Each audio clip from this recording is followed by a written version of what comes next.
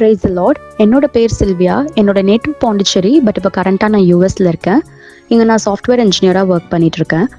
என்னோட most favourite part Bible in a இயரில் is Matthew 5-6-7.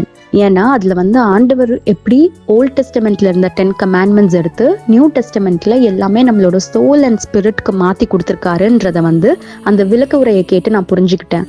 அதில் எப்படி நம்ம எவ்வளோ மார்டல் சின்ஸ் பண்ணிகிட்ருக்கோம் அப்படின்றத தெளிவாக எக்ஸ்பிளைன் பண்ணியிருப்பாங்க.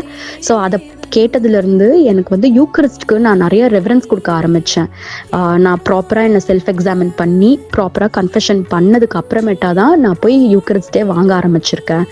நான் முன்னாடியே எல்லாமே பண்ணிட்டு தான் இருந்தேன். எல்லாமே நான் ஆவிக்குரிய வாழ்க்கைக்காக தான் பண்ணிட்டும் இருந்தேன். பட் இந்த பைபிள் இன் அ இயர் கேட்க ஆரம்பிச்சதுலேருந்து டெய்லி நான் பைபிள் படிக்க அதில் இருக்கிற விளக்க உரையை கேட்க எனக்குள்ளே இருக்கிற நிறைய எனக்கு வந்து ப்ரிக் பண்ணுது. என் சோலை, என்னோட ஹார்ட்டை ப்ரிக் பண்ணி என்னோட தப்பெல்லாம் பாயிண்ட் அவுட் பண்ணி என்னை ரொம்ப ப்யூரிஃபை பண்ணுறதுக்காக எனக்கு வந்து ரொம்ப ஹெல்ப்ஃபுல்லாக இருக்குது.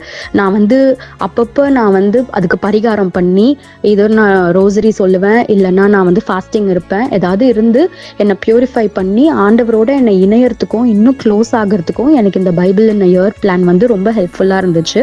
ஆல்சோ நான் 33 டே கான்சக்ரேஷன் டு மதர் மேரி பண்ணேன். அதை பண்ணதுக்கப்புறம் மதர் மேரி கம்ப்ளீட்டாக என்னையும் என் ஃபேமிலியவும் கண்ட்ரோலில் எடுத்துகிட்டதை வந்து நான் ஃபீல் பண்ணேன்.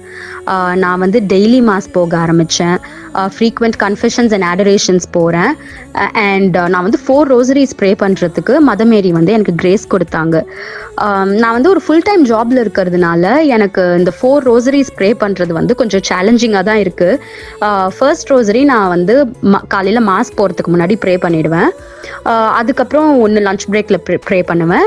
அடுத்தது வந்து ஒன்று ஃபேமிலி ரோசரியில் ப்ரே பண்ணுவேன். அந்த 4th ரோசரி நான் இதர் லேட் நைட் இல்லை ஏர்லி மார்னிங் இல்லை டே யார் கூடயாவது ஃப்ரெண்ட் ஒரு ஃபேமிலி யார் கூடயாவது சேர்ந்து அந்த ரோசரியும் ப்ரே பண்ணி நான் முடிச்சிருவேன். இந்த 4 ரோசரிஸ் ப்ரே பண்ணுறதுனால எனக்குள்ளே ஆக்சுவலி நிறைய சேஞ்சஸ் வர ஆரம்பிச்சுது.